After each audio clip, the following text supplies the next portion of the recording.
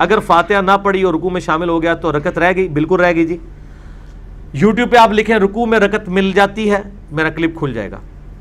تو باقی یہ جو حدیث ہے کہ جس نے رکوع پا لیا اس نے رکعت پا لی، ہاں جی یہ حدیث موجود ہے، ابو داؤد کے اندر موجود ہے، الموطا امام مالک میں ہے، لیکن روایت کمزور ہے.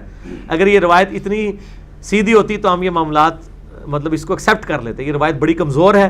اس کے مقابلے پہ بخاری مسلم میں درجنوں حدیثیں ہیں کہ فاتحہ کے بغیر نماز نہیں ہوتی ہے. امام بخاری نے باب باندھا ہے اور انہوں نے فہم کیا لیا ہے، چاہے انہوں نے دیکھیں کتنا لمبا باب باندھا ہے. انہوں نے کہا ہے کہ امام ہو یا مقتدی، مسافر ہو یا مقیم، جہری نماز ہو یا سری نماز، اکیلے پڑھ رہا ہو یا جماعت میں، سب پہ فاتحہ پڑھنا واجب ہے.